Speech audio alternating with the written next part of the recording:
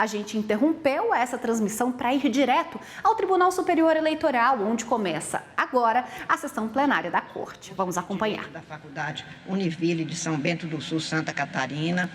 Sejam muito bem-vindos. Nós nos sentimos muito honrados com a presença de todas as pessoas, professores e estudantes, e esperamos que essa seja uma sessão proveitosa para todos. Muito obrigada pela presença. Cumprimento o senhor diretor-geral da Secretaria deste Tribunal Superior Eleitoral, doutor Miguel Piazzi, e dou início à sessão administrativa, apregoando para julgamento o primeiro item desta pauta, que é a criação de zona eleitoral, o remanejamento número 0600-098-30, procedente de Pedreira, São Paulo, relatada pelo eminente ministro André Mendonça, sendo interessado o Tribunal Regional Eleitoral de São Paulo. Esta é uma proposta de transferência da sede do cartório eleitoral do município de Pedreira para o município de Jaguariúna, aprovada pelo Tribunal Regional Eleitoral de São Paulo e encaminhada a este Tribunal Superior Eleitoral para, se for o caso, ser homologada. Tem a palavra o eminente ministro André Mendonça. Minha saudação, senhora presidente, em nome de Vossa Excelência, os eminentes ministros, também vice-procurador-geral eleitoral, advogados, advogadas, aos estudantes e professores da Faculdade de Direito da Univille, em São Bento do Sul, Santa Catarina. Senhora presidente, eu farei a leitura da ementa colocando-me à disposição do colegiado para eventuais esclarecimentos. O Tribunal Regional Eleitoral em São Paulo encaminhou proposta previamente aprovada naquele colegiado, a pedido do juízo de primeiro grau, quanto à realocação da sede do cartório eleitoral do município de Pedreira para Jaguariúna, naquele estado. No caso, a Corte Regional concluiu, após os estudos da área técnica, ser viável a transferência da sede da zona eleitoral de Pedreira para o município de Jaguariúna, medida que significaria melhoria no deslocamento do eleitor e na logística da eleição, refletindo na qualidade da prestação jurisdicional. Além disso, o tribunal consignou que a transferência da sede não implicará comprometimento ao eleitorado em relação ao processo eleitoral, pois permanecerão vinculados aos atuais locais de votação. Os pareceres da Corregedoria Geral da Justiça Eleitoral e da Procuradoria Geral Eleitoral, assim como as manifestações técnicas exaradas nos autos, foram uníssonas quanto à ausência de óbice ao pretendido remanejamento. Assim, eu proponho ao colegiado e voto pela homologação da proposta, senhora presidente.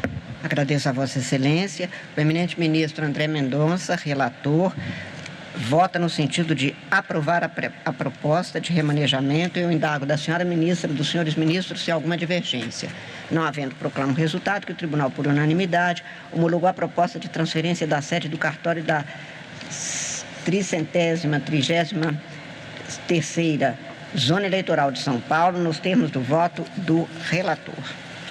Apregou para julgamento a lista tríplice número 0600-948-10, procedente de Vitória, Espírito Santo, relatada pelo eminente ministro Vilas Boas Cueva, sendo interessado o Tribunal Regional Eleitoral do Espírito Santo e advogados indicados Alexandre Zampronho, Lúcia Maria Roriz Veríssimo Portela e Adriano Santana Pedra. Esta lista tríplice foi encaminhada pelo Tribunal Regional Eleitoral do Espírito Santo e busca o provimento do cargo de juiz efetiva na classe de advogado. Tem a palavra o eminente ministro Vilas Boas Cueva. Bom dia, senhora presidente. Eu saúdo os senhores ministros, a senhora ministra Estela Aranha, o vice-procurador-geral eleitoral, todos os que nos acompanham.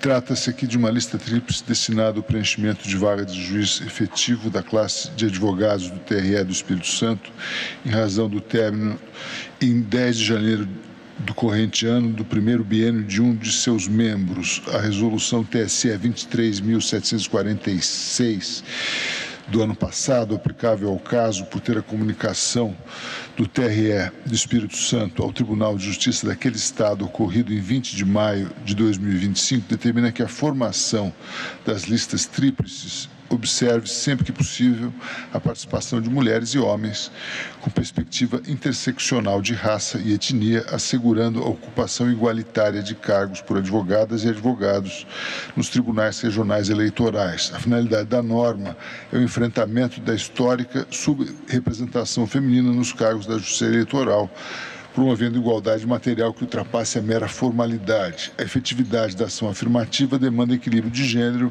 a ser observado separadamente para os cargos de membro efetivo e para os de membro substituto.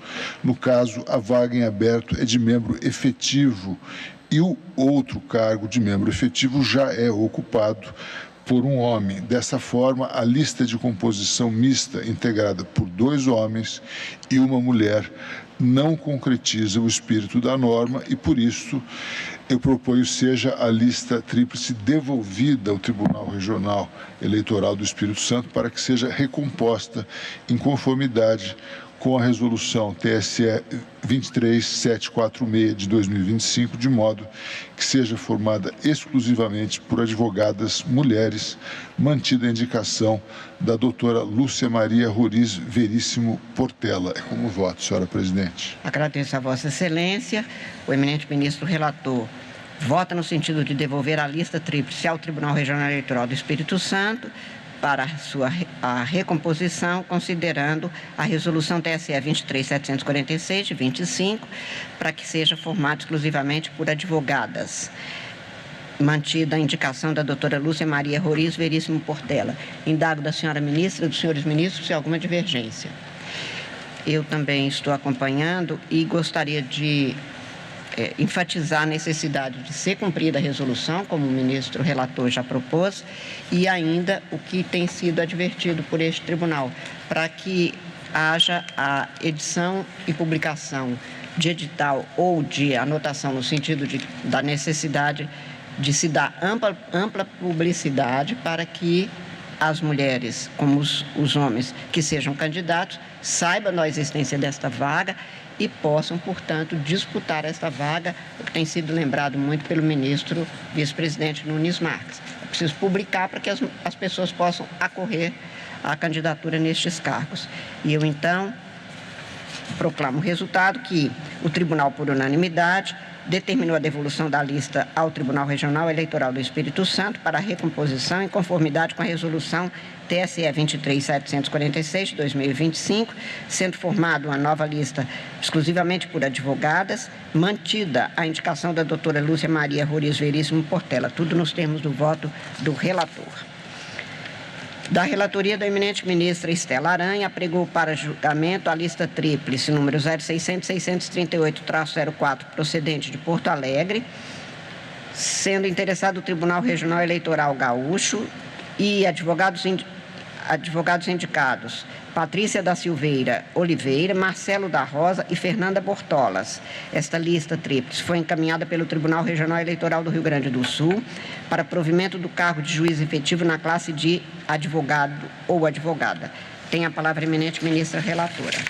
Senhora presidente, cumprimento Vossa Excelência, peço licença para subscrever os cumprimentos feitos por Vossa Excelência na abertura da sessão, com cumprimento especial à presença do ministro Sebastião Reis Júnior, presente à nossa sessão, e também presente no plenário professores e estudantes do curso de Direito da Faculdade de Univille de São Bento do Sul, em Santa Catarina. Como fiz distribuir o meu voto com antecedência aos colegas, de modo a qual farei somente a leitura da emenda e coloco-me à disposição para que os colegas tenham eventuais esclarecimentos. Lista tríplice para preenchimento da vaga de juiz titular do Tribunal Regional Eleitoral do Rio Grande do Sul, decorrente do término do primeiro biênio da doutora Patrícia Silveira Oliveira, ocorrido em 1º de maio de 2025, composto por ela, pelo doutor Marcelo Rosa e pela doutora Fernanda Bortolas. Publicada a lista tríplice por edital, consoante previsão do artigo 25, parágrafo 3º do Código Eleitoral, o prazo legal transcorreu sem impugnação. A resolução do TSE 23746 de 25, aprovada para promover a inclusão de mulheres nos cargos de membros dos tribunais regionais eleitorais providos por advogadas e advogados, não se aplica à presente lista, consoante esse Tribunal Superior decidiu questão de ordem de lista tríplice 0600-26570, sob a relatoria do ministro André Mendonça, isso porque a comunicação do TRS ao TJRS acerca da existência da vaga a ser preenchida ocorreu antes da vigência da referida resolução. Os 3 indicados apresentaram os documentos exigidos nos artigos 4º e 5º da resolução do TSE 23517 de 2017. A relação de parentesco da primeira indicada com servidor efetivo do Poder Judiciário não obsta à permanência em lista tríplice precedentes. Além disso, a atuação como advogada dativa perante a Justiça Estadual não se enquadra no impedimento previsto no artigo 16, parágrafo 2º do Código Eleitoral, que veda a nomeação apenas de cidadão que ocupe cargo público de que seja demissível ad nutum, que seja diretor, proprietário ou sócio de empresa beneficiada com subvenção, privilégio, isenção ou favor em virtude de contrato com a administração pública ou que exerça mandato em caráter público, federal, estadual ou municipal, precedentes. Quanto ao segundo indicado, a assessoria técnica consignou a existência de ação civil pública ajuizada pelo Ministério Público do Estado do Rio Grande do Sul em seu desfavor. De acordo com a certidão de objeto e pé juntado nos autos, o segundo indicado era sócio de empresa contratada pelo município de Canoas, do Rio Grande do Sul, para a realização de eventos artísticos. O objeto da ação é a diferença de valores entre o que foi informado em contrato e o que consta no registro do Tribunal de Contas do Estado do Rio Grande do Sul, o que pode acarretar ressarcimento ao erário. O valor atribuído à causa foi de R$ 13.840 e a demanda se encontra em fase inicial, sem prolação da sentença. Conforme a jurisprudência do TSE, a circunstância de que o indicado figurar como polo passivo de ações judiciais não constitui por si só impedimento à sua presença na lista tríplice, uma vez em que nenhuma delas há pronunciamento desfavorável a ele, conforme lista tríplice 0600-39798 de relatoria do ministro Benedito Gonçalves.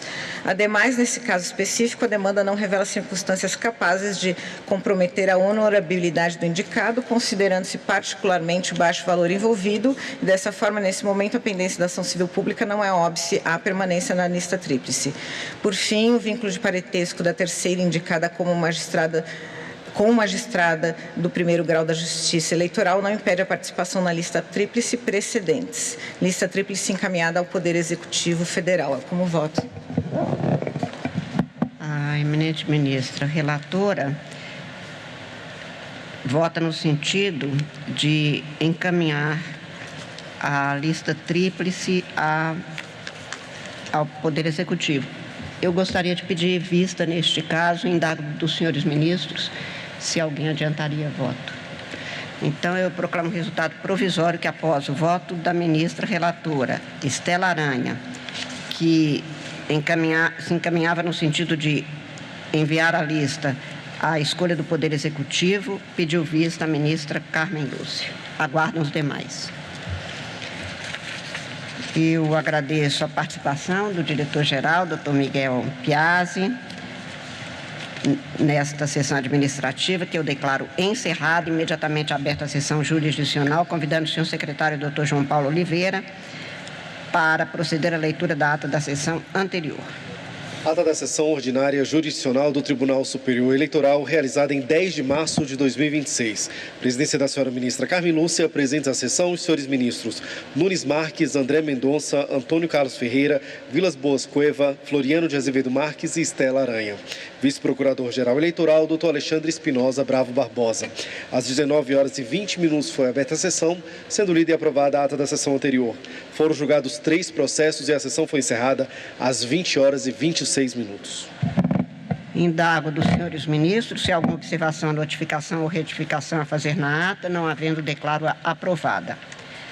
Chamo para continuidade de julgamento o primeiro processo desta pauta, que é o referendo em agravo em recurso especial eleitoral número 0600-879-09, procedente de Pacatuba, Ceará, relatada pelo ministro Raul Araújo, E houve pedido de destaque formulado pelo eminente ministro vice-presidente Nunes Marques. São agravantes neste caso Maria Estela Prado Cunha e outros, e Belaziel Ribeiro de Farias, e agravado o Partido Democrático Trabalhista Municipal. Este é um pedido de referendo de decisão, pela qual foram suspensos os efeitos do acórdão do Tribunal Regional Eleitoral do Ceará, que tinha mantido sentença reconhecendo fraude à cota de gênero e declarando inelegibilidade dos candidatos ao cargo de vereador nas eleições de 2020. Na sessão virtual de 16 a 22 de agosto de 2024, o ministro desta Casa, relator, Raul Araújo, votou no sentido de referendar a decisão pela qual tinham sido deferidos pedidos de efeito suspensivo. O processo foi retirado da sessão de julgamento no meio eletrônico pelo pedido de destaque formulado pelo ministro Nunes Marques. Nesta assentada não vota o ministro Sebastião Reis Júnior pela preservação do voto do ministro Raul Araújo, que tinha sido tomado na sessão anterior, e eu passo a palavra ao eminente ministro vice-presidente Nunes Marques. Agradeço e cumprimento o presidente, ministra Carmen Lúcia, subscrevo os cumprimentos feitos por Vossa Excelência a todos os presentes, com registro especial e um cumprimento especial aos advogados e aos professores e estudantes do curso de Direito da Faculdade Univille de São Bento do Sul, de Santa Catarina. Peço as mais respeitosas vênias ao ministro Raul Araújo para não referendar a decisão concessiva dos efeitos suspensivos relacionados a ambos os recursos. Nos termos do artigo 1029, parágrafo 5º do Código de Processo Civil, a eficácia da decisão recorrida poderá ser suspensa por decisão do relator se da imediata produção de seus efeitos houver risco de dano grave, de difícil ou impossível reparação e ficar demonstrada a probabilidade de provimento do recurso. A atribuição de efeito suspensivo reclama, em regra, a instauração da jurisdição desta Corte Superior, consubstanciada em decisão de admissibilidade proferida pelo presidente do Tribunal de Origem no recurso especial ou de interposição de agravo em recurso especial eleitoral, quando negativo o respectivo juízo de admissão. Quanto ao inconformismo manifestado por Charles da Silva Queiroz e outros, o propósito recursal consiste em se definir, na espécie, se existem elementos suficientes para o reconhecimento da fraude à cota de gênero e se, apesar de ter havido candidato eleito para o partido impugnado, devem ser aplicadas todas as consequências com a cassação da totalidade do DRAP. No que concerne à caracterização da fraude, o próprio ministro Raul Araújo anota que o acordo regional harmoniza-se com as balizas hoje fixadas pelo TSE ao reconhecimento da ocorrência de fraude na cota de gênero. Realça, porém, como fundamento apto a configurar plausibilidade, a circunstância de o reconhecimento da fraude ensejar como efeito a cassação da candidata ao cargo de vereador mais votada na municipalidade, operando em detrimento da própria representatividade feminina na política. Primeiramente, convém realçar que, a essa altura, inexistirá prejuízo à representatividade, tendo em conta o término do mandato.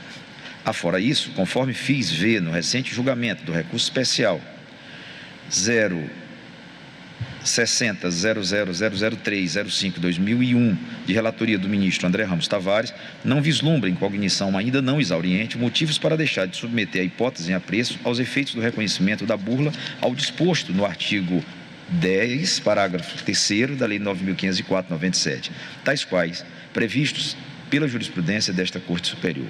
Presente a súmula TSE verbete número 73.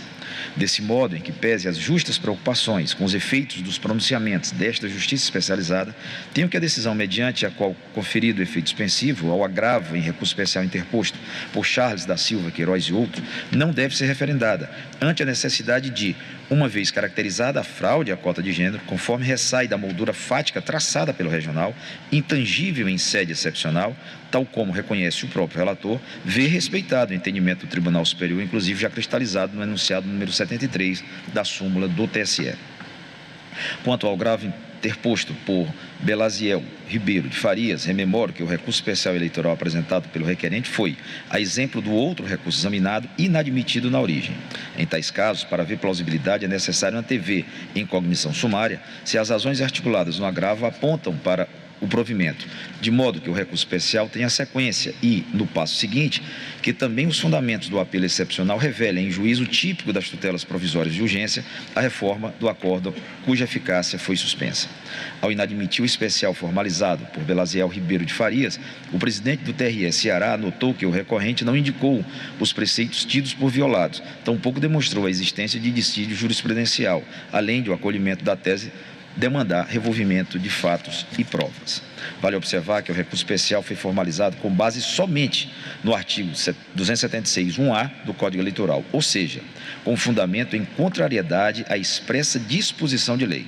De outro lado, o recorrente, ao longo das razões, alude tão somente à divergência jurisprudencial, como reforço à tese de nulidade da citação ocorrida por WhatsApp, supostamente sem comprovação de recebimento.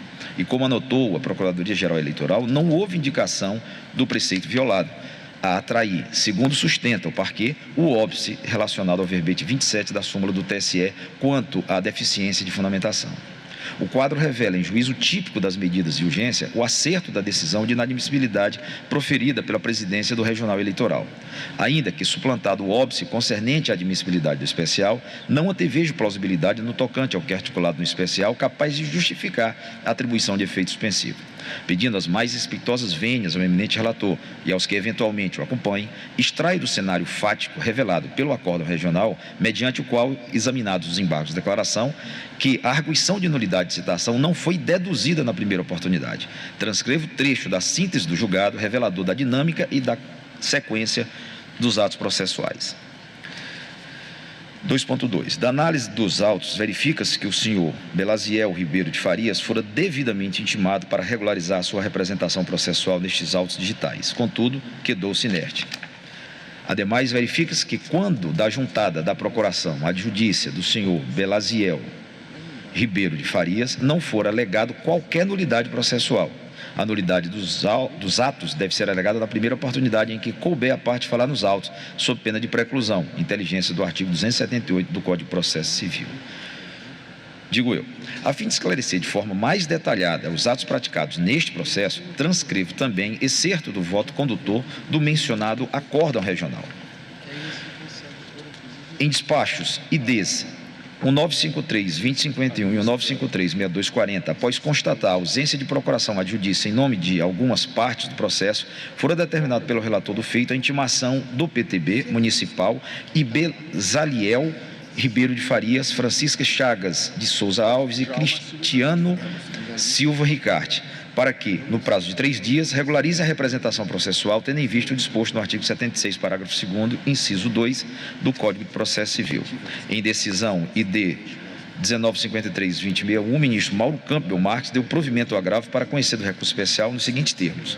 De início, anoto que, por meio do despacho ID 1579-35-603, determina a intimação do PTB municipal e de Belaziel Ribeiro de Farias, Francisca Chagas de Souza Alves e Cristiano Silva Ricarte, para regularizar a representação processual nos autos, tendo em vista que, conforme certificado pela Secretaria Judiciária, não foi localizado no feito instrumento procuratório outorgado por eles ao advogado que subscreve as contrarrazões do agravo em recurso especial. Em resposta, Francisca Chagas de Souza Alves e Cristiano Silva Ricarte acostaram aos autos as respectivas procurações, em que outorgam poderes aos advogados André Garcia Xerez Silva e Hélio Parente de Vasconcelos Filho. Os demais intimados ficaram inertes. Na espécie, conforme relatados, os recorridos PTB Municipal e Belaziel Ribeiro de Farias, mesmo tendo sido intimados, não cumpriram a determinação judicial para regularizar a representação processual nestes autos digitais, o que ensejaria o desentranhamento das contrarrazões. Todavia, as contrarrazões do agravo foram ofertadas em uma única peça por todos os recorridos e, por esse motivo, deixo de determinar o seu desentranhamento. Ante o exposto, com base no artigo 36, parágrafo 4º do Regimento Interno do Tribunal Superior Eleitoral, dou provimento ao agravo para conhecer do recurso especial. Assim como se vislumbra dos autos, o senhor Belaziel Ribeiro de Farias fora devidamente intimado para regularizar sua representação processual nesses autos digitais, contudo, quedou-se inerte. Ademais, verifica-se que, quando da juntada da procuração adjudícia do senhor Belaziel Ribeiro de Farias, acostado aos autos, em 8 de fevereiro de 2024, não for alegado qualquer nulidade processual. Somente quando da apresentação dos presentes declaratórios, em 28 de março de 2024, o senhor Belaziel Ribeiro de Farias alega não que não fora devidamente cientificado da presente demanda. Se diz que qualquer alegação de nulidade deve ser apresentada na primeira oportunidade em que aquele que se sinta prejudicado compareça ao tribunal respectivo para o exercício daquela prerrogativa processual, sob pena de preclusão lógica e temporal, consoante prevê expressamente o artigo 278 do Código de Processo Civil. Digo eu, ainda que exista o vício, tenho como correta a interpretação conferida pela Corte Regional ao óbice do artigo 278 do Código de Processo Civil. De fato, diante de eventual vício de procedimento, a sanção de nulidade somente pode ser imposta se não atingir a finalidade do ato, artigo 277, a transgressão ao devido processo legal for apontada na primeira oportunidade, o que não se verificou no caso. Não custa relembrar, porém, que é preciso observar ainda se, de fato, há o vício assinalado, ou seja, se houve a referida transgressão ao rito previsto em lei que justifica a sanção de nulidade. Confesso que eu estou absolutamente convencido de que houve regular citação.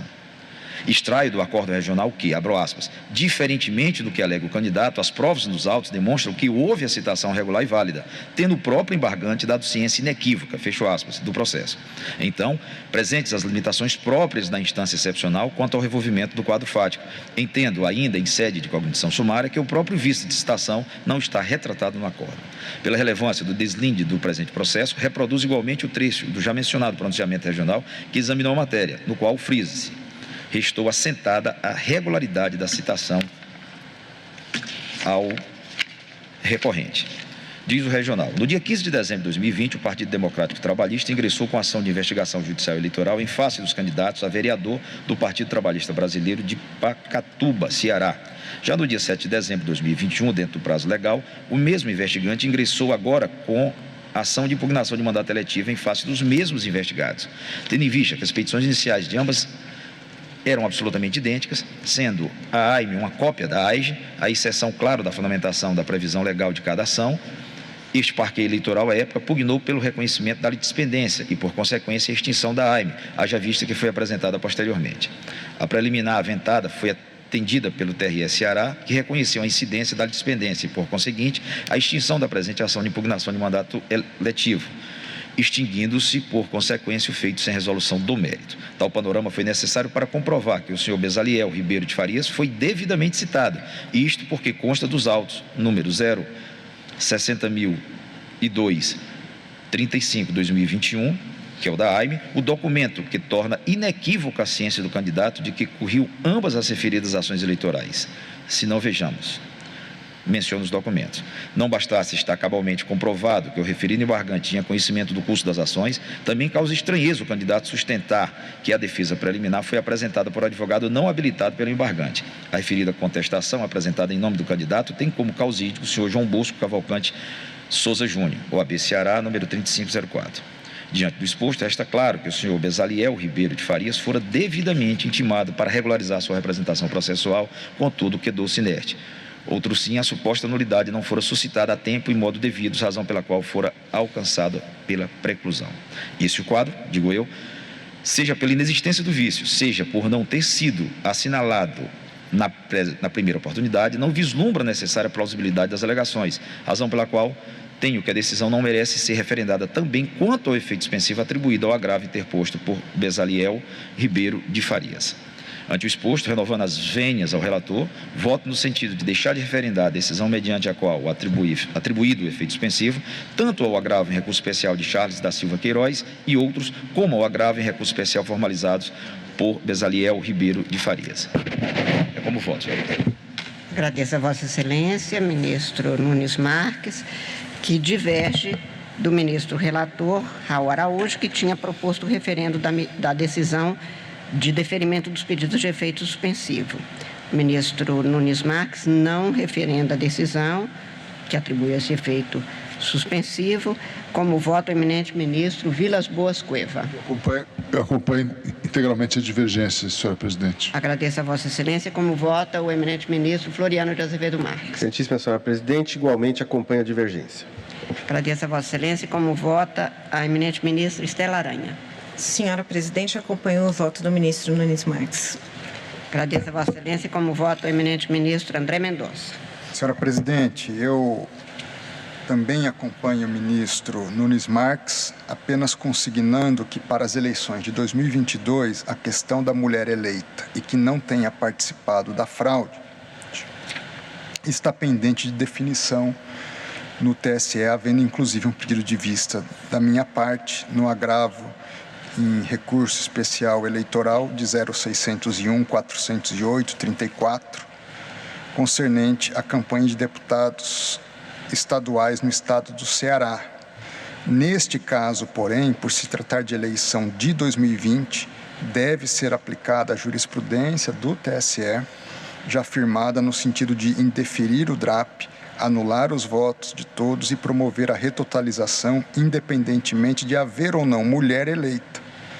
No caso concreto, também se registra que os mandatos já se expiraram em 2024, razão pela qual não há mais que se falar em diminuição de representatividade feminina no município que nós estamos tratando. Assim, eu acompanho o eminente ministro Nunes Marques no tocante à divergência. Também eu agradeço a Vossa Excelência e também eu estou acompanhando a divergência do ministro Nunes Marques, acentuando mais uma vez que este tema voltará para as eleições subsequentes, uma vez que a conquista de representatividade não se faz considerando, até aqui, sendo o entendimento, no sentido de que nós queremos uma representatividade legítima e, neste caso, nem haveria este questionamento.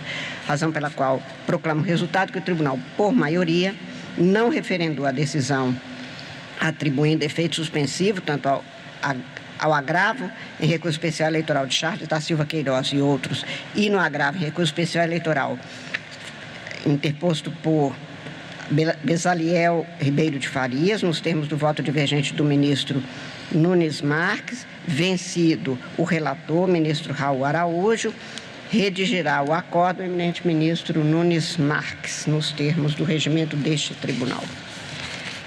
Apregou para julgamento conjunto os agravos regimentais nos recursos especiais eleitorais números 0600-200-11 e 0600-198-41, procedente de Barroquinha, Ceará, relatada pelo eminente ministro André Mendonça. Houve pedido de destaque do ministro Floriano de Azevedo Marques.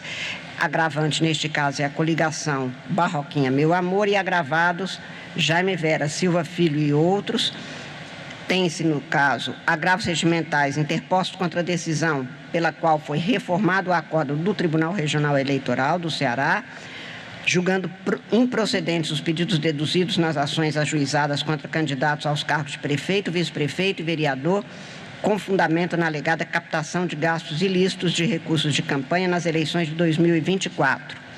Consta da papeleta que na sessão virtual de 13 a 24 de fevereiro deste ano de 2026, o relator, ministro André Mendonça, votou no sentido de negar provimento aos agravos internos, voto que eu acompanhei. Em seguida, o processo foi retirado da sessão de julgamento do meio eletrônico por pedido de destaque formulado pelo ministro Floriano de Azevedo Marques. Eu indago do ministro André Mendonça se quer fazer uso da palavra, a quem passo, portanto. Senhora Presidente, agradeço. Eu prefiro aguardar o voto do ministro Floriano. Se Vossa Excelência puder, na sequência, me passar a palavra. Com todo gosto. Tem a palavra, portanto, o ministro Floriano de Azevedo Marques, que destacou o processo do plenário virtual.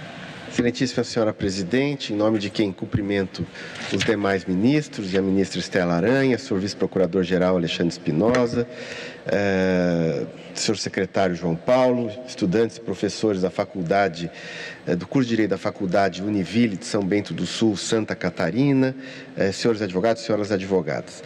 Senhora Presidente, eu pedi destaque no plenário virtual, sem desdouro aos bem fundamentados e muito razoáveis argumentos do ministro relator, por detectar que aqui nós estamos diante de uma questão que merece uma reflexão do colegiado, matéria essa que, inclusive, bem lembrou o ministro André, foi endereçada nas resoluções para as eleições vindouras, que diz respeito não à destinação da verba nas ações afirmativas de gênero e de cotas raciais, mas em relação à efetiva aplicação desses recursos e possibilidade ou não de deslocamento dos recursos com essa destinação afirmativa para candidatos que não se enquadrem na condição ensejadora da destinação reservada de verba, sem, claro, caracterizar o uso compartilhado de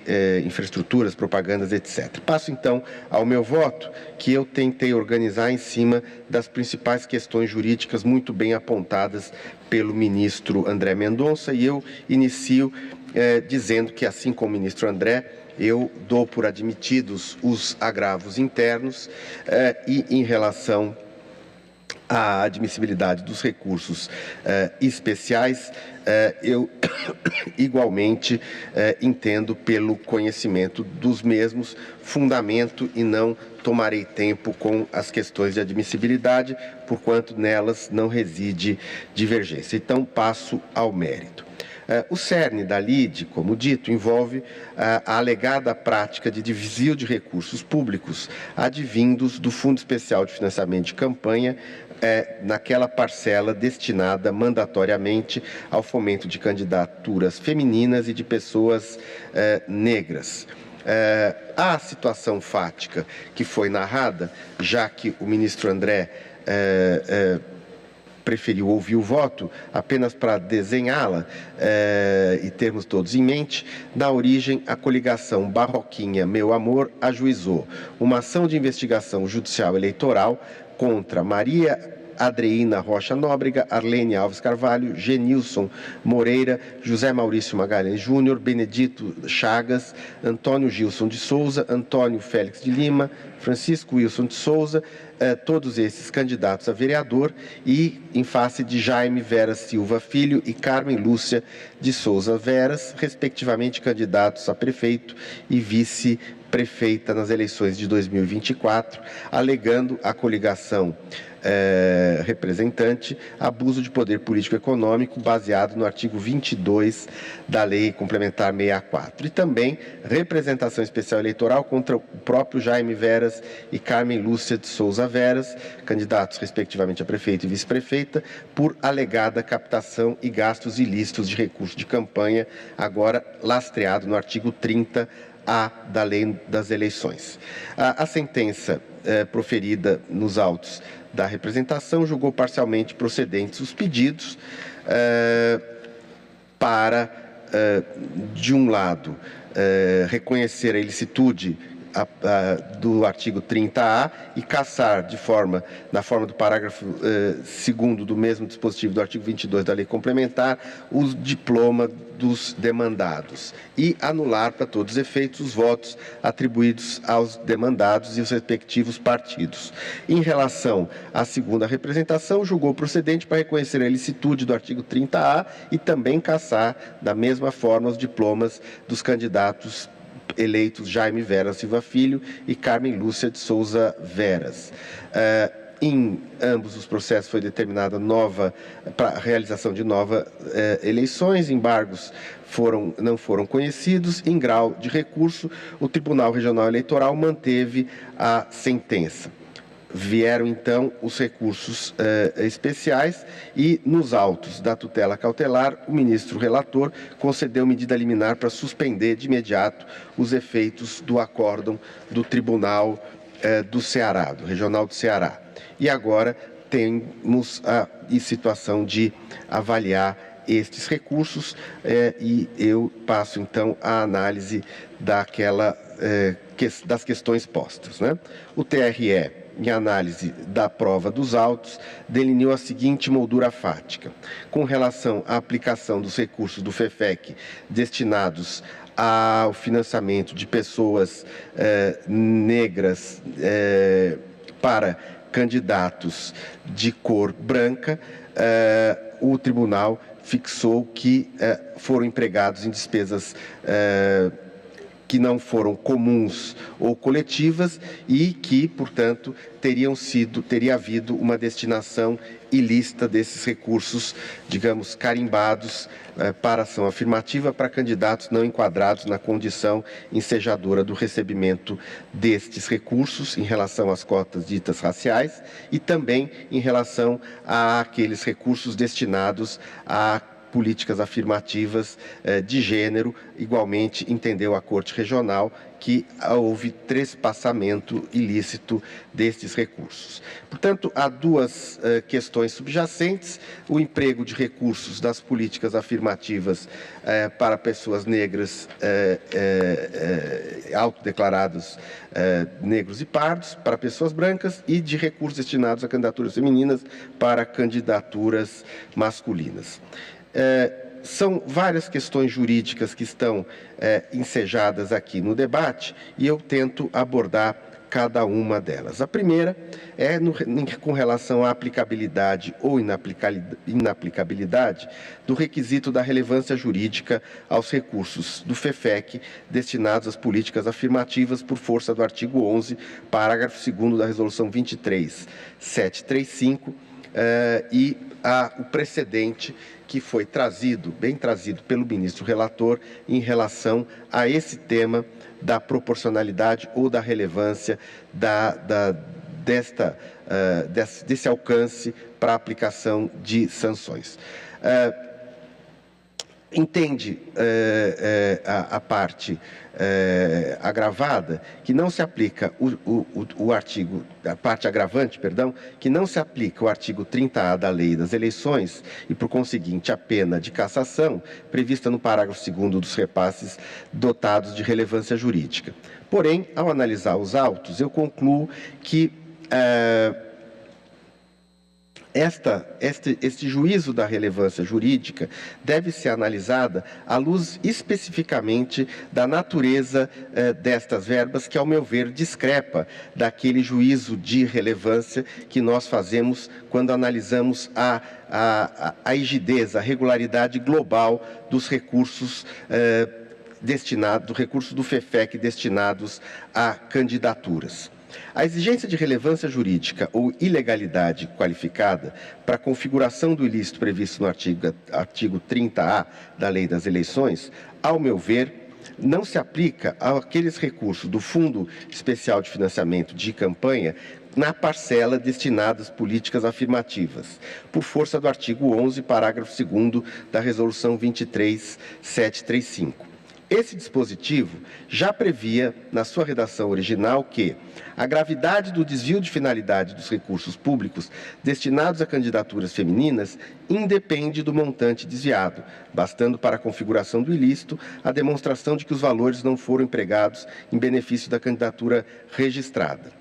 Esta norma, cuja redação originária acabei de ler, ela foi aperfeiçoada na Resolução 23.757 de março de 26, agora recente. Ela foi detalhada, a regra já anteriormente existente, que passou a dar ao parágrafo 2º do artigo 11 a seguinte redação: a gravidade do desvio de finalidade dos recursos públicos destinados a candidaturas de mulheres, pessoas negras e indígenas independe do montante desviado, bastando para a configuração do ilícito a demonstração de que os valores não foram empregados em benefício dessas candidaturas. Como se vê, o regimento vigente desde 24, aplicável às eleições em apreço e recentemente reafirmada, estabelece que a gravidade do desvio de finalidade na utilização das verbas do FEFEC voltadas às políticas afirmativas decorre da mera comprovação de que os valores não foram aplicados em benefício das candidaturas a que se destinavam, não importando para a caracterização da relevância jurídica o vulto montante desviado. Essa norma foi inobservada no caso concreto. Cumpre destacar que o precedente trazido pelo ministro André Mendonça para suporte à exigência da relevância jurídica relativo ao agravo recurso especial 507/91 de relatoria do ministro Tarcísio Vieira de Carvalho, ao meu sentir, não se aplica ao caso em exame. Explico. Aquele precedente versou sobre situação fática diversa, atinente à captação ilícita de recursos privados de campanha, marcada por condutas fraudulentas e pela ocultação dolosa da origem dos valores. Na moldura fática daquele acórdão se lê: a não comprovação da origem da quantia doada por Fernando Antônio Bezerra de Medeiros à própria campanha eleitoral e incompatibilidade de seus rendimentos com a referida doação. B. A inexistência de capacidade patrimonial de 4 doadores para dispor cada um de R$1.000. C. A simulação de contrato de sublocação de veículos para ocultar doações feitas por pessoas jurídicas à campanha eleitoral dos recorrentes em relação às normas de vigência. Tem-se, pois, que esta moldura fática dizia respeito especificamente a desvios de verbas eleitorais originárias da destinação ilícita destas verbas, porquanto não enquadráveis nos limites e nas condições de doação de verbas para campanhas. A transposição desse precedente, que construído para coibir fraudes do financiamento privado de campanhas para o campo dos repasses de recursos públicos do FEFEC, com destinação legalmente vinculada à promoção de representatividade de gênero, etnia e raça, configuraria, ao meu ver, indevida equiparação de situações ontologicamente distintas. Não desconheço a existência de julgados desse tribunal que adotaram o juízo de proporcionalidade para aplicação de sanção de cassação em caso de desvio de verbas do FEFEC voltadas a políticas afirmativas. Todavia, há de se registrar que tais precedentes examinaram eleições anteriores a 2024, quando a referida solução ainda não havia sido editada, a saber, e aqui eu cito precedentes do ministro Luiz Roberto Barroso, do ministro Nunes Marques, relativo às eleições de 2018. Cumpre registrar, nesse contexto, que a tese aqui veiculada nesses acórdãos precedentes restou superada após a resolução 23735, que regeu as eleições em análise nestes autos. De fato, a especificidade do regime jurídico do FEFEC, densificada pelo artigo 11, parágrafo 2º da Resolução 23735, exige tratamento autônomo incompatível com a aplicação analógica de precedentes que não contemplavam esta categoria de recursos públicos. A ratio do preceito regulamentar é inequívoca. Ao suprimir o recurso do montante destinado como condicionante da gravidade da irregularidade, esse Tribunal Superior, no exercício de sua competência normativa privativa, afastou para esta categoria específica de recursos públicos a incidência do juízo de ponderação sobre a relevância jurídica da conduta, construído pretoriamente para a hipótese de captação e gastos ilícitos de recursos privados de campanha.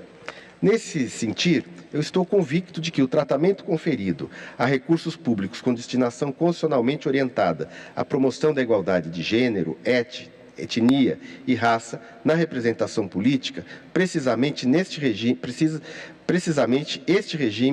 ser mais rigoroso e insuscetível de relativização por critérios quantitativos. Deste modo, comprovado o desvio de finalidade e não configurada alguma hipótese de despesas compartilhadas, estaria, ao meu ver, caracterizada a ilicitude do artigo 30A da Lei das Eleições. Portanto, em relação a esse aspecto em particular, pedindo vênia ao eminente relator, concluo que, ao aplicar o requisito da relevância a repasses de recursos do FEFEC, acaba-se por ir de encontro ao artigo 11, parágrafo 2º da sobredita resolução e às normas do FEFEC aplicáveis às eleições doravante. Segundo aspecto, considerações sobre a gravidade das condutas imputadas aos réus. A minha divergência aqui não se limita à inaplicabilidade do requisito da relevância jurídica às hipóteses de desvio de recursos do FEFEC destinados à promoção de políticas afirmativas. É que, ainda que esse colegiado admita, por mera hipótese argumentativa, a pertinência desse requisito na espécie, entendo que as irregularidades trazidas e comprovadas nos autos ostentam densidade jurídica suficiente para superar o teste de relevância jurídica que se pretende aplicar. No tocante aos recursos de gênero, o voto do eminente ministro relator empregou os critérios para afastar a cassação da seguinte forma: a irregularidade equivale a 11% do total e o repasse realizado após o encerramento da disputa. Passo a examinar cada um destes argumentos. Primeiro, a licitude ou ilicitude da transferência em função do percentual. O agravante argumenta que o valor de R$ 33.768 desviado, trespassado pelo candidato a prefeito, não corresponde nem a 8,7% do que ele recebeu, como havia ali na decisão agravada, e sim 21% do montante total por ele recebido a título da cota racial. A fim de se entender a divergência, cumpre rememorar que Jaimes Veras recebeu R$ 155 mil do FEFEC, destinado ao financiamento de candidaturas de pessoas negras, e após as eleições destinou 33.768 a 6 candidatos, sendo 2 autodeclarados brancos e 4 autodeclarados negros. O percentual de 8,7 desconsidera os valores destinados a candidatos negros. Segundo esse posicionamento adotado no voto do qual agora divirjo, bem como pelo Tribunal Regional do Ceará, o desvio de finalidade se configuraria apenas nos repasses dos candidatos autodeclarados brancos. Por outro lado, o percentual de 21,8 inclui na base de cálculo da irregularidade todas as verbas objeto do repasse, inclusive as doadas a candidatos negros. Nesse ponto que reside a divergência. Há desvio de finalidade no repasse de tais recursos públicos a candidato negro ou a outro candidato negro? O agravante sustenta que a única hipótese lista de transferência de tais recursos são as despesas compartilhadas, e trago aqui os argumentos postos no agravo. Nesse ponto, não assiste razão a agravante. O repasse de verbas do FEFEC de um candidato negro para outro candidato negro não configura desvio de finalidade, ao meu ver, em relação à cota racial, desde que observadas as demais regras de repasse eleitoral. Nos termos do artigo 17, parágrafo 6 da Resolução 23.607, a verba do FEFEC destina-se às candidaturas de pessoas negras e deve ser aplicada exclusivamente nestas campanhas, sendo considerado ilícito e passivo de punição por desvio de finalidade apenas o emprego desses recursos no financiamento das campanhas não contempladas nas cotas a que se destinam. Logo, ao transferir a verba destinada a um candidato negro a outro candidato negro, o recurso continua, neste particular, sendo aplicado a uma campanha abarcada pela mesma cota, cumprindo a exigência regulamentar. Contrário senso, há efetivo desvio nos casos em que os valores destinados a uma das cotas, como a feminina, são utilizados para financiar a cota de candidato do sexo feminino, ainda que negro. Uma política afirmativa não pode ter prevalência sobre outra, porquanto cada uma delas tutela bem jurídico autônomo e possui destinação legalmente vinculada, cujo descumprimento por expressa disposição regulamentar prescinde de juízo quantitativo para caracterizar o ilícito. Com efeito, as cotas do FEFEC destinadas à promoção de candidaturas femininas, de candidaturas de pessoas negras e indígenas, não são fungíveis entre si. Decorrem de mandamentos normativos distintos, cada qual orientada à correção de específicas subrepresentações históricas na arena político-eleitoral. A identidade étnico-racial do beneficiário não constitui, portanto, título jurídico suficiente para legitimar o recebimento de verba destinada à promoção de representatividade de gênero, assim como identidade de gênero não autoriza o recebimento de verba voltada à promoção de representatividade social. Cada cota tem finalidade própria delimitada na Constituição Federal, em lei e em atos normativos desta Corte Superior, e não admite desvio por analogia ou por comunhão de atributos pessoais entre doador e beneficiário. Ademais, admitir a fungibilidade entre as cotas afirmativas esvaziaria a efetividade do sistema de financiamento público orientado à igualdade e representação. Se os recursos destinados à promoção de candidaturas femininas pudessem ser livremente transferidos a candidatos negros do sexo masculino e vice-versa, a proteção normativa específica de cada grupo subrepresentado perderia seu conteúdo operativo, reduzindo-se a mera formalidade. Essa interpretação contraria a ratio de ambos os dispositivos e o sentido constitucionalmente orientado nas políticas afirmativas no campo eleitoral, que exigem não apenas a destinação formal das cotas, mas a efetiva aplicação a que se destinam. E aqui eu faço uma nota explicativa, senhora presidente, que o que eu estou sustentando não é que na destinação o recurso possa contar nas cotas femininas e de pessoas negras quando destinados a mulheres negras. O que eu estou aqui apontando é a dificuldade de se transferir um recurso que foi computado como um recurso, por exemplo, para mulher negra, candidata, para financiar a campanha de um homem negro, porque, em particular, com relação à destinação de gênero, nesse caso, haveria um desvio da destinação. Com relação à gravidade quantitativa, a decisão agravada assentou-se na premissa de que as irregularidades teriam alcançado 11 e 8,7, respectivamente, do total de recursos repassados para o financiamento de candidaturas femininas e de pessoas negras, reputando-as sem gravidade suficiente para a aplicação da sanção. A agravante defende o raciocínio de que o ilícito exclusivamente analisado pela ótica do doador, ignorando por completo o efeito concreto, direto e avassalador que esses recursos exercem sobre as campanhas proporcionais que eles dependem igualmente. A decisão impugnada contrariaria frontalmente o entendimento fixado em precedente anterior, julgado há cerca de um ano de forma unânime. E cito aqui o precedente do Mato Grosso do Sul. Destaca-se, ademais, o impacto das eleições proporcionais, uma vez que 4 candidatos a vereador tiveram 100% de suas campanhas financiadas com o dinheiro supostamente desviado, resultando um comprometimento de 44,4%, segundo sustenta, do Poder Legislativo Municipal. Alega-se, outro sim, que o aludido entendimento redundaria na criação de margem de tolerância a fraudes eleitorais. Com efeito, a análise do precedente desta Corte revela que, para a aferição da gravidade da conduta, não se pode ignorar a importância percentual dos valores recebidos na campanha dos beneficiários. O julgado supracitado da doação equivale a 25% do total de recursos públicos recebidos pela candidata, foi considerado juridicamente relevante. E aqui eu trago a transcrição do acórdão de referência da relatoria do ministro Nunes Marques, em que ficou assentado que valores equivalentes a 25% do total de recursos públicos recebidos pela candidata caracterizariam a prática irregular. Cito, ademais, precedente da lavra do ministro Luiz Roberto Barroso, que examinou a relevância de tal conduta tanto sob o ponto de vista das candidaturas beneficiárias quanto das candidaturas dos doadores.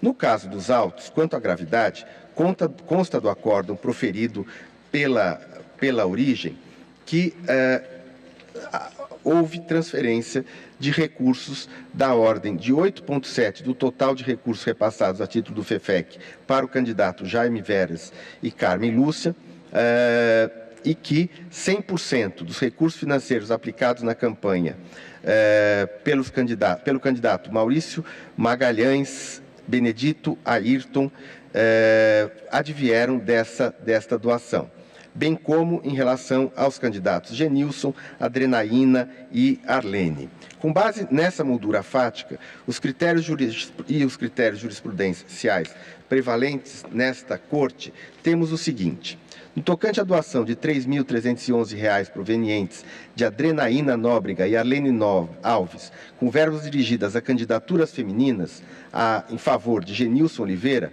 o valor repassado equivale a 32,4% do total das receitas auferidas pelo aludido candidato do gênero masculino, no montante de R$ 10.220, cálculo que desconsidera propositalmente os R$ 5.000 que Genilson recebeu de Jaime Veras, conforme discutido no tópico antecedente. E B, quanto aos repasses destinados a candidaturas de pessoas negras, as campanhas dos 2 candidatos beneficiários autodeclarados brancos, Maurício Magalhães e Benedito Ayrton, essas verbas transferidas correspondem a 100% dos recursos públicos que eles receberam.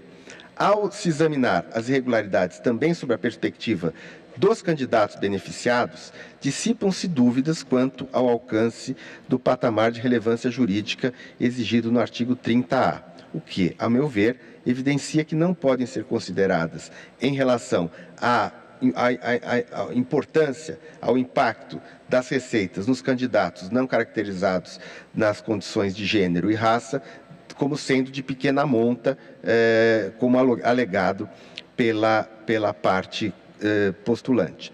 Ressalte-se que não se pode comparar o percentual de 11% do total ao limite de aprovação com ressalvas de contas de campanha, pois esse parâmetro, ao meu ver, não é juridicamente aplicável ao artigo 30A, que tem natureza e finalidade diversa das regras globais de prestação de contas.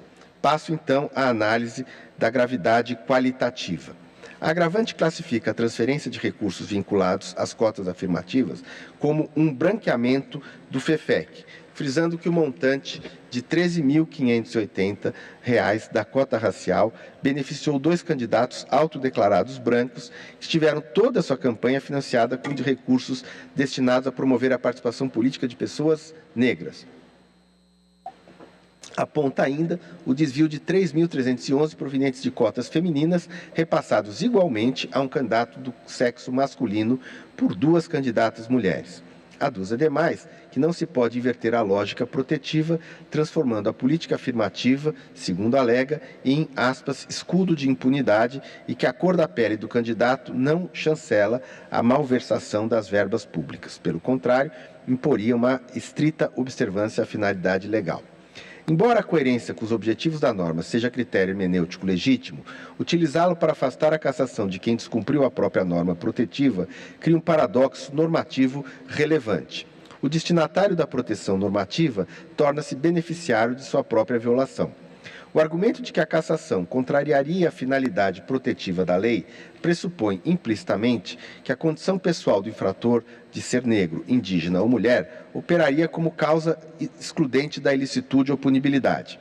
Tal premissa não encontra amparo no ordenamento jurídico eleitoral e, se acolhida, transformaria o pertencimento ao grupo protegido em imunidade tácita para o desvio de verbas.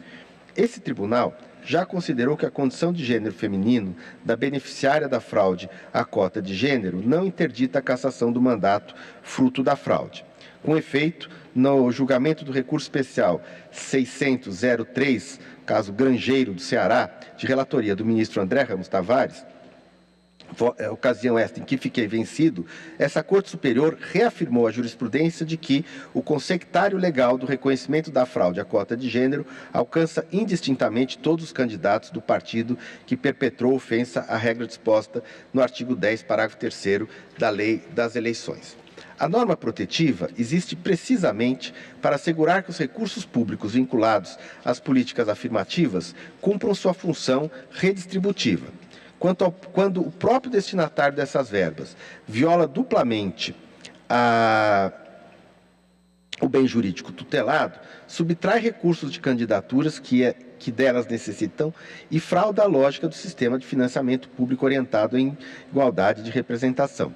A gravidade da conduta, sob o prisma qualitativa, não se atenua pela condição do infrator. Ao contrário, o desvio perpetrado por quem se beneficiou da política afirmativa revela maior incompatibilidade com os valores que a norma busca preservar.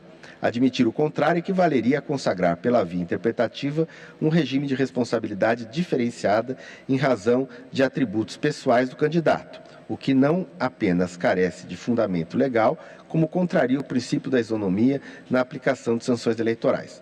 A cassação, nesse contexto, não é medida que contradiz a finalidade da norma.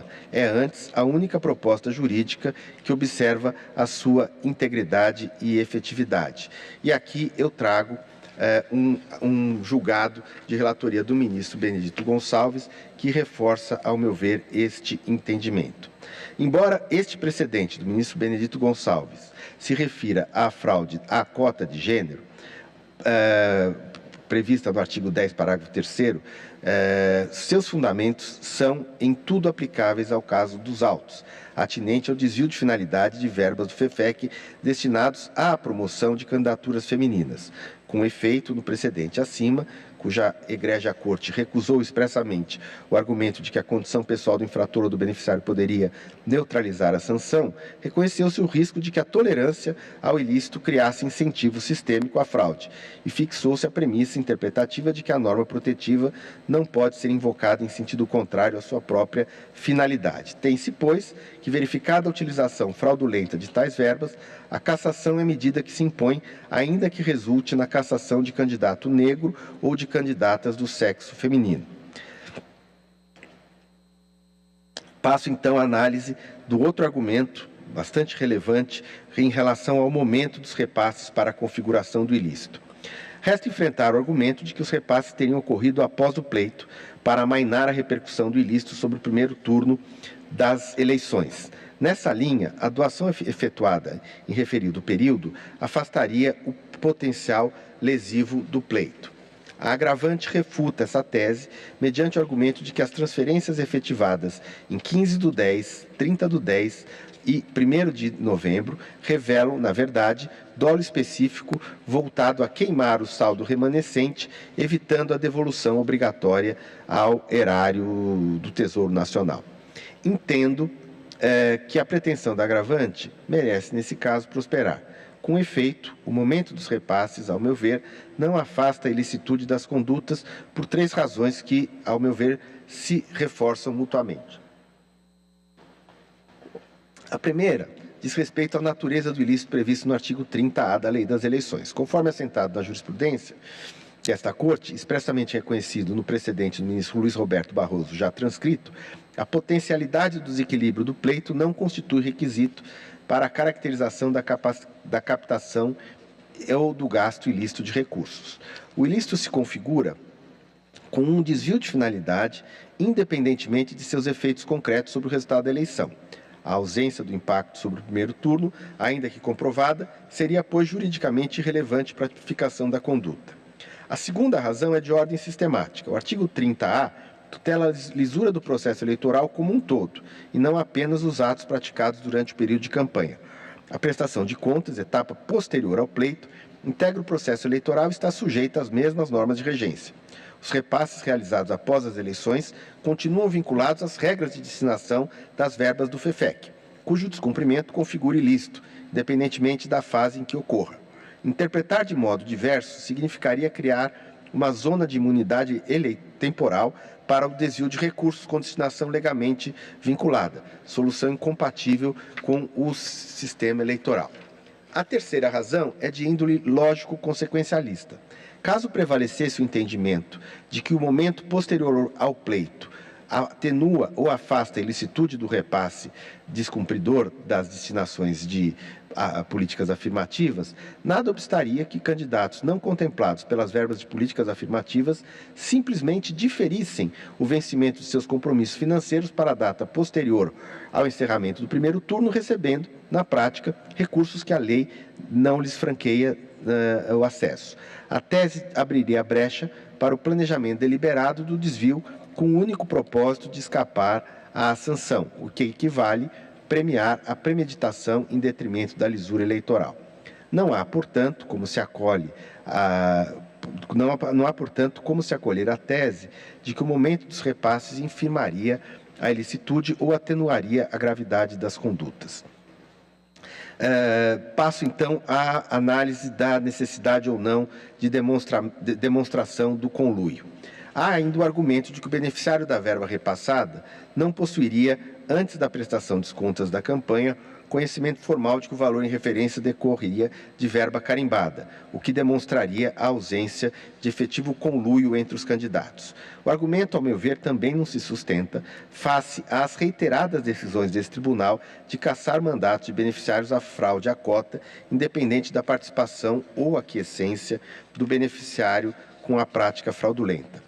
Segundo a pacífica jurisprudência desse TSE, a responsabilização subjetiva é requisito exclusivo para a pena de inelegibilidade, inaplicável à pena de cassação.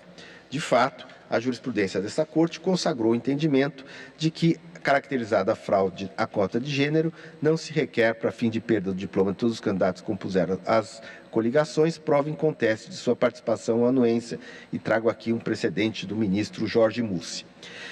Embora o precedente acima versasse sobre hipótese a fraude à cota de gênero nos registros eleitorais, os seus fundamentos podem ser estendidos à hipótese de desvio de recursos destinados do FEFEC destinado a outras políticas afirmativas. Primeiro, porque a distinção consagrada nesse precedente é tecnicamente precisa e merece ser destacada. A cassação possui natureza objetiva, vinculada à verificação do benefício auferido pelo candidato em decorrência da conduta ilícita, ao passo que a inelegibilidade possui natureza subjetiva e personalíssima, condicionada à demonstração do elemento volitivo. Trata-se de sanções ontologicamente distintas, sujeitas a regimes probatórios igualmente distintos. Segundo, porque a legislação aplicável não impõe dolo específico para a caracterização do ilícito. Com efeito, o artigo 30A da Lei das Eleições descreve conduta objetiva referente à captação ou gasto de recursos em desacordo com as normas de regência, sem exigir para a incidência de sanção de cassação a demonstração de elemento subjetivo qualificado por parte do beneficiário. A ausência de exigência de dolo específico para a cassação não é construção isolada. Ela se assenta em sólida razão de política normativa. Exigir do candidato beneficiário a prova do conhecimento prévio de origem ilícita dos recursos equivaleria, na prática, a tornar a sanção de cassação inaplicável à quase totalidade dos casos de desvios de verbas do FEFEC, dado que a cadeia de repasse entre candidatos raramente deixa registros formais de ciência prévia quanto à natureza vinculada dos valores transferidos. A norma protetiva perderia, assim, sua efetividade. Ademais, a alegação de desconhecimento da origem dos recursos não se sustenta à luz das circunstâncias que são recorrentemente verificadas nos casos de repasse. De fato, a existência de verbas vinculadas à promoção de políticas afirmativas é amplamente conhecida no universo político-eleitoral, notadamente entre candidatos filiados ao mesmo partido ou integrantes da mesma coligação que compartilham a estrutura organizativa e financeira da campanha. Não é verossímil, portanto, que os candidatos beneficiários de recursos doados por candidatos que se identifiquem como pessoa negra, mulher ou indígena desconhecessem a origem e a natureza vinculada a esses recursos, sobretudo quando esses valores representam, em algum dos casos, a totalidade dos recursos de suas campanhas. Saliente-se também que esta Corte já assentou para a caracterização de desvio de verbas do FEFEC destinados a políticas afirmativas a não exigência de demonstração de má-fé, como ilustra o julgado que trago aqui, bastante longo, da relatoria do ministro Luiz Roberto Barroso. Nesse contexto, tem-se que o benefício auferido é condição suficiente para a incidência da sanção, independente da demonstração de conluio entre os candidatos doadores e os beneficiários. Chego então ao último tópico, que é a análise da aplicação ou não do princípio indúbio pró sufrágio. Merece essa última nota ser feita em relação a esse princípio, a fim de que visa privilegiar a preservação da vontade do eleitor e a manutenção do mandato legitimamente outorgado pelo sufrágio popular. Tal princípio tem aplicação legítima em situações de dúvida razoável sobre a interpretação do direito, conforme o próprio precedente citado da lavra do ministro Ricardo Lewandowski, ou em hipóteses de incerteza probatória a teor do julgado mencionado, como é no acórdão que trago aqui do ministro Raul Araújo. Não se questiona, porém, aqui a validade do princípio em abstrato. Ocorre que o indúbio pró sufrágio não pode ser invocado para neutralizar a aplicação de norma expressa cujos pressupostos fáticos restaram comprovados nos autos. Sua incidência pressupõe precisamente a existência de dúvida sobre os fatos, sobre a prova ou sobre o alcance da norma. Onde não há dúvida, não há espaço para o princípio operar. No caso dos autos, as irregularidades foram reconhecidas pelo juízo de primeiro grau e mantidas pelo TRE do Ceará em análise soberana das provas. O desvio de finalidade dos recursos FEFEC destinados às políticas afirmativas não é matéria controvertida quanto à sua ocorrência. Está demonstrado nos autos, quantificado na prestação de contas e corroborado pelos registros financeiros das campanhas. O que se discute, na verdade, é a consequência jurídica da conduta ilícita comprovada, e não a existência da ilicitude em si. De fato, na linha do voto do eminente relator, a irregularidade existiu, mas teria sido de pequena monta e desproporcional em suas consequências. Deste modo, entendo que não é o caso de invocar o referido princípio, sob pena de transformá-lo em cláusula geral da imunidade em virtude do proveito da fraude. Utilizado para afastar cassações e situações de irregularidade reconhecida, tal qual a hipótese dos autos, o princípio do indúbio pró sufrágio poderia converter-se num instrumento de impunidade eleitoral, esvaziando progressivamente a efetividade do artigo 30A da Lei das Eleições. Chego à conclusão, para, diante das considerações acima, entendendo ter havido o desvio de finalidade de verbas do FEFEC destinadas à promoção de candidaturas femininas repassadas a candidato do sexo masculino, bem como de verbas destinadas à promoção de candidaturas de pessoas negras transferidas a candidatos autodeclarados brancos, está caracterizado o ilícito do artigo 30A da Lei das Eleições, com a consequente incidência necessária da sanção prevista no respectivo artigo, parágrafo 2º, razão pela qual o provimento ao agravo interno é medida que se impõe.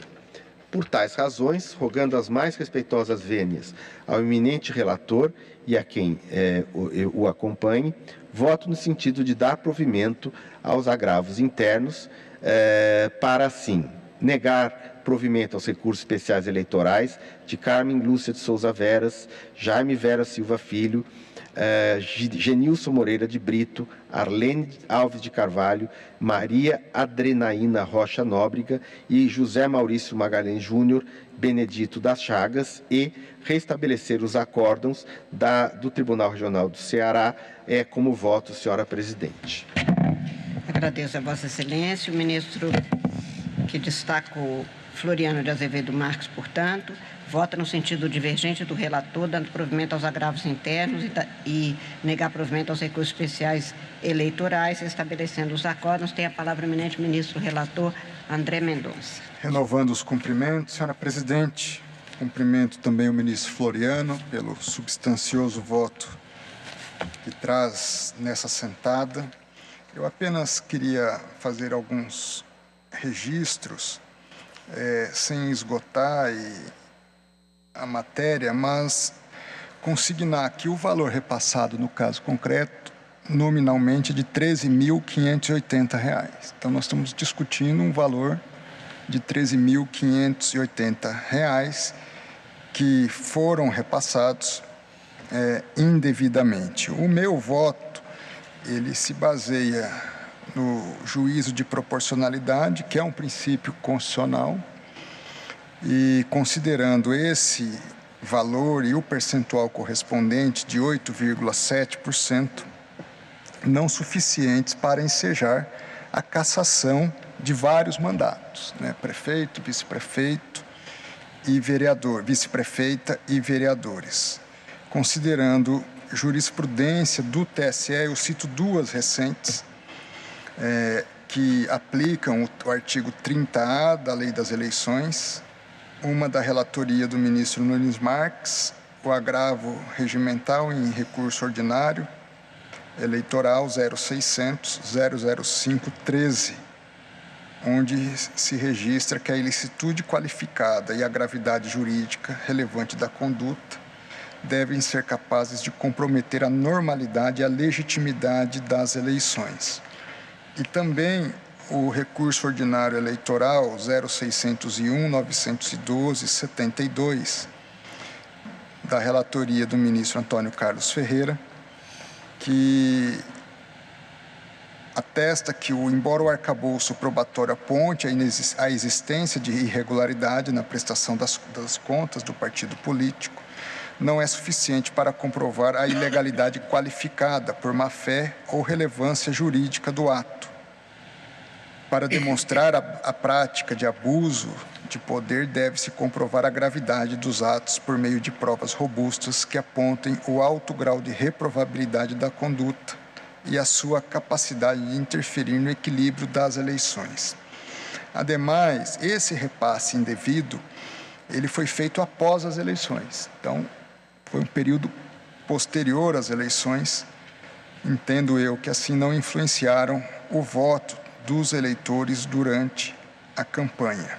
Também que, no caso concreto, o prefeito é, para fins eleitorais, negro, o próprio prefeito que será cassado é negro, a vice-prefeito é uma mulher e há vereadoras também que estariam perdendo o seu mandato, revelando-se sob a minha ótica, um contrassenso, dado que a finalidade da norma, em essência, é garantir a efetiva ocupação dos espaços de poder por grupos historicamente subrepresentados. E também que, em função desse quadro, há uma dúvida razoável, aplicando-se a presunção da legitimidade do pleito, segundo o princípio indúbio pro sufrágio. Então, ainda que reconhecendo os judiciosos fundamentos trazidos pelo ministro Floriano, eu, com a devida vênia, mantenho a minha posição inicialmente externada. Agradeço a Vossa Excelência pela manifestação que complementa o voto. O ministro Vilas Boas Cueva deu uma saidinha aqui agora, mas ele antecipou o pedido, antecipou o pedido de vista. Aliás, ele votaria até na sequência, considerando a presença do ministro Sebastião, mas ele pede vista e, portanto, eu indago dos senhores ministros se aguardam o retorno da vista. Também aguardo e proclamo o resultado provisório que, após o voto que foi destacado pelo ministro Floriano de Azevedo Marques, no sentido divergente do voto que tinha sido inicialmente lançado pelo ministro relator, o qual negara provimento aos agravos, e na divergência do ministro Floriano de Azevedo Marques, dando provimento aos agravos internos e negando provimento aos recursos especiais eleitorais interpostos e restabelecendo os acórdãos, pede o vice-ministro Vilas Boas Cueva, aguardam os demais. Senhora ministra, senhores ministros, haveria ainda uma lista para ser votada da relatoria do ministro André Mendonça. Entretanto, eu vou adiar para a próxima sessão, que fica já incluída em pauta, estes casos. Indago dos senhores ministros se há alguma urgência, alguma matéria posta em mesa a ser solucionada ainda nesta sessão. Não havendo nenhum processo a ser julgado, nenhuma urgência apresentada pelos senhores ministros, pela senhora ministra, eu agradeço a presença de todas as pessoas, com um cumprimento muito especial e um agradecimento muito carinhoso aos professores, professoras e estudantes que nos visitaram hoje. Declaro encerrada a presente sessão, desejando a todos uma excelente tarde. Muito obrigada.